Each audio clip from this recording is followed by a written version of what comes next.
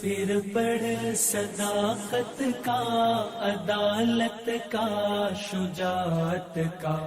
لیا جائے گا تجھ سے کام دنیا کی امامت کا۔ السلام علیکم ورحمۃ اللہ وبرکاتہ۔ الحمد للہ وحدہ والصلاة والسلام علی من لا نبی بعدہ وبعد۔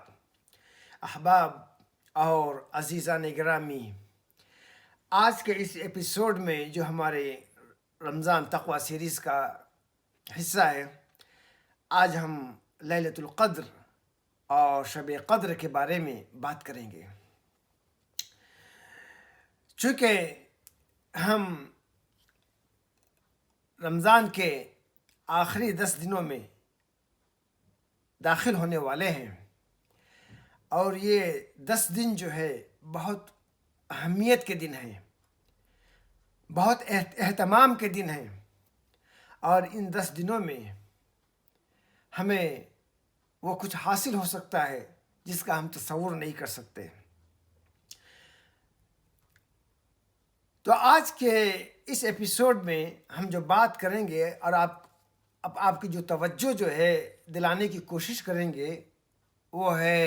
کیسے ہم لیلۃ القدر یا شب قدر سے بھرپور فائدہ اٹھائیں۔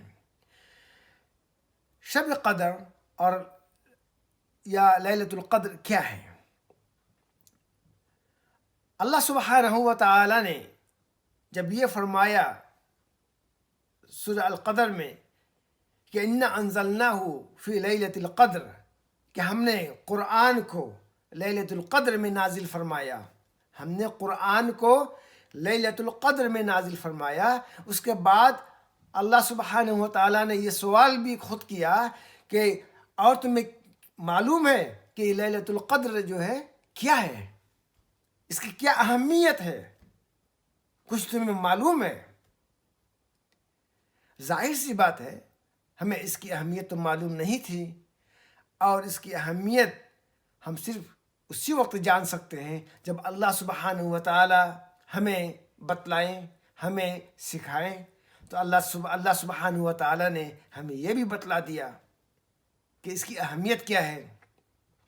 تو آپ نے فرمایا اس کے بعد لیلۃ القدر خیر من الف شہر، کہ لیلۃ القدر جو ہے، جو شب قدر ہے، یہ 1000 مہینوں سے بہتر ہے، 1000 مہینوں سے بہتر ہے۔ مطلب یہ ہے کہ 1000 مہینوں کی راتوں سے، 1000 مہینوں میں جو ساری راتیں ہوتی ہیں،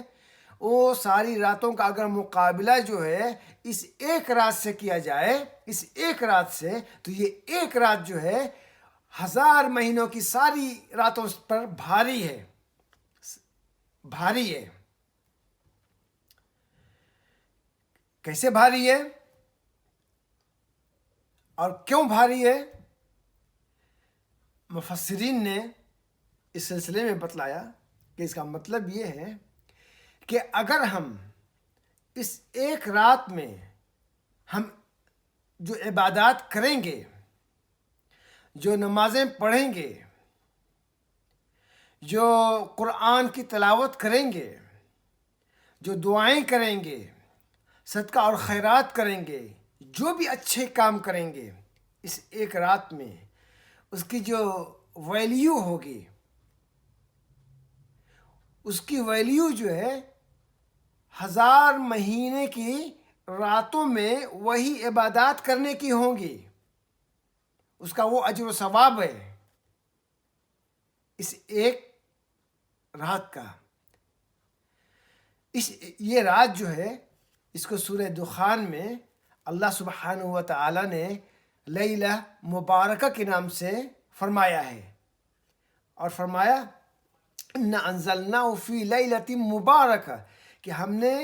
یہ قرآن جو ہے ایک بہت ہی مبارک رات میں نازل کیا ہے، ایک بہت مبارک رات کے اندر، جو لیلۃ القدر کی رات ہے، جو لیلۃ القدر ہے۔ انا کنا منذرین، تاکہ ہم جو ہے تم لوگوں کو وارننگ دے سکیں، اچھا بننے کے لیے، اور تمہاری موت کے بعد آخرت میں کیا کچھ پیش آنے والا ہے اس کے بارے میں بتلا کے تم کو وارننگ دیں، تاکہ تم اپنے اعمال کو صحیح رکھو اور جتنا زیادہ اعمال جو ہے اچھے اعمال کر سکو کرتے رہو۔ لیکن انسان جو ہے اگر اچھے اعمال کرتا ہے اور اچانک ایک موقع اس کو ملتا ہے کہ اس میں جو ہے وہی اچھے اعمال کر کے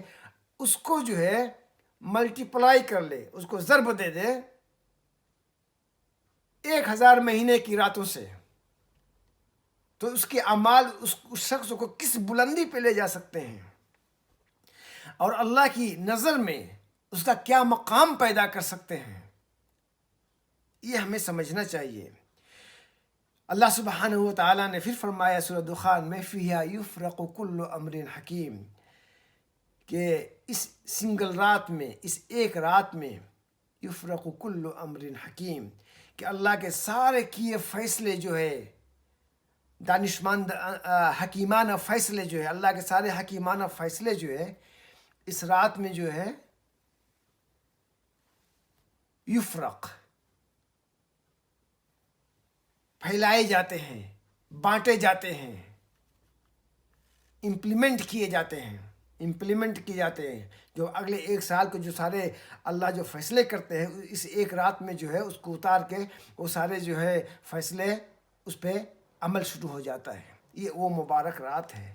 اور اللہ نے جب اس رات کو جو ہے چنا ہے اور خاص بنایا ہے، اس رات کو اللہ نے اس رات کو بابرکت جو ہے خاص طور پر بنایا ہے، اور اسی بابرکت رات میں جو قرآن کا نزول بھی فرمایا۔ یہ رات جو ہے صرف اس لیے بابرکت نہیں ہو گئی ہے کہ اس میں قرآن کا نزول ہوا تھا، بلکہ یہ رات جو بابرکت تھی اور اس بابرکت رات میں اللہ نے قرآن کا نزول فرمایا۔ اسی لیے ہمارے رسول صلی اللہ علیہ وسلم اس رات صرف اس رات کا نہیں، یہ رات جو ہے آخری رمضان کی آخری 10 راتوں میں سے ہے، رمضان کی آخری 10 راتوں میں سے ہے۔ خاص طور پر جو طاق راتیں ہیں 21، 23، 25، 27 اور 29 کی جو راتیں ہیں، لیکن ہم بہت سارے لوگ جو ہے اپنی کوتاہیوں کی وجہ سے ہم صرف جو ہے 27ویں رات پہ دھیان دیتے ہیں، اور اس بات پہ جو ہے دھیان نہیں دیتے کہ اگر یہ 27 رات نہیں ہوئی تو یہ رات تو ہم سے چلی جائے گی، مس ہو جائے گی۔ ہم زندگی کی باقی راتیں جو ہے بھلے جاگ کے گزار دیں فالتو چیزوں میں، بیکار کی چیزوں میں، لیکن جو ہے صرف 10 راتوں کا معاملہ بلکہ 9 راتوں کا معاملہ ہے، اور اگر یہ 9 اور 10 راتیں جو ہے اگر ہم اللہ کی خوشنودی کے لیے اس کی عبادات میں گزاریں تو اس سے جو ہے ہمارا جو اپنا مقام ہے، ہمارا اپنا جو مقام ہے وہ اللہ کی نظر میں جو ہے بہت اونچا ہو جاتا ہے، اس لیے کہ ہمارے اعمال، اچھے اعمال جو ہیں انہیں شرف قبولیت ہو جاتی ہے، اور جو ہم اس ایک رات میں جو عمل کر پاتے ہیں وہ عمل جو ہے 1000 مہینوں کی راتوں میں وہی عمل کریں تب بھی جو ہے وہ 1000 مہینوں کی راتیں جو ہے اس عمل کے برابر نہیں ہو سکتی۔ یہ وہ رات ہے، اس کی وہ برکتیں ہیں۔ تو عائشہ رضی اللہ عنہ فرماتی ہیں کہ نبی صلی اللہ علیہ وسلم ان 10 دنوں میں، رمضان کے آخری 10 دنوں میں جو عبادات میں محنت کرتے تھے وہ باقی جو ہے دنوں میں، راتوں میں نہیں کرتے تھے۔ اور ایک دوسری حدیث میں عائشہ رضی اللہ عنہ خود فرماتی ہیں کہ اذا دخل العشر، جب لاسٹ 10 دن رمضان کے داخل ہوتے تھے، شد میزرہ، آپ جو ہے اپنے آپ کو کس لیتے تھے، مطلب پوری طریقے سے تیار ہو جاتے تھے محنت کے لیے، اس کا انتظام کرتے تھے۔ کہ جو ہے کوئی چیز ان کو جو ہے مشغول نہ کر پائے، بلکہ وہ جو ہے عبادات میں مشغول رہیں، ہر چیز سے فارغ ہو جاتے تھے۔ اور دوسری چیز یہ ہے کہ وہ اپنی فیملی، بیوی وغیرہ سے بھی الگ ہو جاتے تھے ان 10 راتوں میں۔ اور ہم جانتے بھی ہیں اعتکاف کا معاملہ، کہ جب آدمی اعتکاف میں ہوتا ہے تو بالکل الگ تھلگ ہو جاتا ہے۔ اور حدیث میں عائشہ رضی اللہ عنہا فرماتی ہیں وَأَحْيَا لَيْلَهُ، آپ پوری رات جاگتے تھے، عبادات اور اعمال صالحہ میں آپ پوری رات جاگتے تھے۔ وَأَيْقَظَ أَهْلَهُ، اور اپنے سارے گھر والوں کو بھی جگاتے تھے کہ کوئی سو نہ پائے، اس لیے کہ یہ مبارک رات جو ہے انہی 10 راتوں میں ایک رات ہے۔ اور جو کوئی بھی آخری 10 دن اور اس کی راتیں خاص طور پر عبادات میں گزارے گا تو اس کو لیلۃ القدر یا شب قدر کا ملنا جو ہے یقینی ہے، اس لیے کہ وہ انہی راتوں میں سے ایک رات ہے۔ اور ہم اپنی کوتاہیوں کی وجہ سے،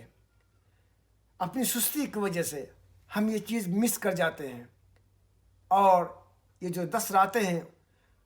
اس کے جو عظیم فائدے ہیں اس سے محروم ہو جاتے ہیں، اور صرف ہم جو ہے 27ویں پر فوکس کرتے ہیں، اور وہ بھی 27ویں میں ہم کیا کرتے ہیں کیا نہیں کرتے ہیں وہ ہم خود جانتے ہیں۔ کتنے وہ کام کرتے ہیں جو اللہ کی خوشنودی کے لیے ہوتے ہیں، اور کتنے وہ کام ہوتے ہیں جو صرف پکوان میں گزرتے ہیں، یا نہیں تو پھر جو ہے پٹاخے وغیرہ پھوڑنے میں گزر جاتے ہیں، یا صرف بیٹھ کے جو ہے چائے پینے میں اور کھانے میں گزر جاتے ہیں۔ ہمیں وہ رات جو ہے عبادات میں گزارنی چاہیے، اللہ کی خوشنودی اور ہر اس کام میں جس میں اللہ کی خوشنودی ہے وہ کام کرنے میں گزارنی چاہیے۔ یہی اس رات کا مقصد ہے۔ اسی لیے نبی صلی اللہ علیہ وسلم نے فرمایا من قام لیلۃ القدر ایمانا و احتسابا غفر له ما تقدم من ذنبه، کہ جو شخص لیلۃ القدر میں، شب قدر میں پوری رات عبادات میں گزارا، نماز میں گزارا، قرآن پڑھنے میں گزارا، دعائیں بڑی اہمیت کی حامل ہوتی ہیں، اور ہم دعاؤں سے محروم ہو جاتے ہیں، دعا کرنے سے محروم ہو جاتے ہیں۔ لوگوں کے ساتھ جو ہے اچھے کام کرنے میں گزارا، صدقہ اور خیرات میں گزارا، ایمانا و احتسابا، تو ہماری ان عبادات کی وجہ سے جو ایمانا و احتسابا، جو ہمارے ایمان پہ مبنی ہو، ہم کھڑے ہوں، ہماری عبادات جو ہے بالکل جو ہے خالص توحید پہ مبنی ہو، ایمان جو ہے خالص ایمان پہ مبنی ہو، اس میں کوئی ریاکاری نہ ہو، خاص طور پر دکھاوا نہ ہو کہ ہم کسی کو دکھاوے کے لیے جو ہے اس رات کو گزارتے ہیں۔ احتساباً، اور اس میں ہم اللہ سے جو ہے اجر و ثواب کے طالب ہوں، ہمیں اللہ سے اجر و ثواب کی امید ہو، اور ہم وہ طلب کریں، ہم مانگیں اللہ سے۔ ایسی حالت میں غفر له ما تقدم من ذنبه، ہم گناہ جو ہے اس بندے کے معاف کر دیے جاتے ہیں، فرگیونیس، مغفرت حاصل ہوتی ہے، غفر له۔ تو ایک اور حدیث میں عائشہ رضی اللہ عنہا فرماتی ہیں کہتے ہوئے کہ میں نے کہا کہ اے اللہ کے رسول، ارأیت ان علمت لیلۃ القدر ما اقول فیہا، کہ اگر مجھے معلوم ہو جائے کہ آج کی رات جو ہے، آج کی رات لیلۃ القدر ہے، تو اس لیلۃ القدر میں کیا کہوں؟ تو نبی صلی اللہ علیہ وسلم نے دعا سکھلائی، مطلب کہ نماز اور صلاح اس کی اہمیت ہے، قرآن پڑھنے کی بھی اہمیت ہے، اور سب کچھ کی اہمیت ہے، لیکن ہم لوگ جو ہے کبھی کبھی دعا کی اہمیت اور اس میں بھی چند چیزوں کی اہمیت کو جو ہے اس پہ توجہ نہیں دے پاتے ہیں۔ تو نبی صلی اللہ علیہ وسلم نے یہ دعا سکھلائی، اللہم انک انت عفو تحب العفو فاعف عنی۔ آپ نے کہا کہ اے عائشہ کہو دعا کرتے ہوئے کہ اے اللہ، اللہم انک عفو، انک عفو، آپ مغفرت کرنے والے ہیں، معاف کرنے والے ہیں، تحب العفو، اور آپ معاف کرنے کے عمل کو پسند کرتے ہیں، تحب العفو فاعف عنی، سو مجھ کو معاف فرمائیں، میری غلطیوں کو معاف فرمائیں۔ غلطیوں کو معاف فرمانا، یا جیسے دوسری حدیث میں کہا کہ غفر لہ ما تقدم، اس کے پچھلے گناہ کی مغفرت ہو جاتی ہے۔ تو معاف کرنا اور مغفرت یہ ہماری زندگی میں بہت اہم چیز ہے۔ اگر اللہ کی طرف سے ہمیں معافی مل جاتی ہے ہمارے غلط کاریوں سے، غلط کاموں سے، ہمارے گناہوں سے ہماری مغفرت ہو جاتی ہے، تو اس سے کیا ہوتا ہے؟ اس سے ہمارا مقام بلند ہوتا ہے، اللہ کی نگاہ میں ہمارا اپنا مقام بلند ہوتا ہے، اور ہمارے اخلاق جو ہے وہ سدھرتے ہیں، ہمارے افکار جو ہے وہ صاف ہوتے ہیں، ہم جو ہے اپنے مرتبہ اور مقام میں بلند ہوتے جاتے ہیں۔ یہ ہمیں ملتا ہے معافی سے اور مغفرت سے، کہ ہمارا مقام اللہ کی نگاہ میں بلند ہوتا جاتا ہے، اور ہمارے کام جو ہے، ہماری طاعات اور ہماری عبادات جو ہے وہ اللہ کے پاس مقبول ہوتی ہے، اور جب اللہ کے پاس مقبول ہو جائے تو اللہ کے پاس آخرت کے اندر ہمارے مقام بلند ہوتے جاتے ہیں۔ تو ہماری معافی جو ہے ہمارے مقام کو اس دنیا میں بھی بلند کرتی ہے، اور آخرت میں تو کرتی ہے۔ تو یہ اس کا فائدہ ہے۔ تو ہمیں چاہیے کہ ہم اپنے گناہوں سے اللہ کی معافی مانگیں، اس کی مغفرت طلب کریں، ایماناً و احتساباً، ایمان رکھتے ہوئے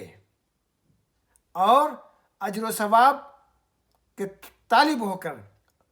اگر ہم یہ کریں تو ہمیں یہ مقام ملے گا کہ ہمیں اللہ نے معاف کر دیا۔ یہ بہت بڑا مقام ہے کہ اللہ نے ہمیں معاف کر دیا، یہ بہت بڑا مقام ہے کہ اللہ نے، مرتبہ ہے کہ اللہ نے ہمیں مغفرت عطا فرمائی،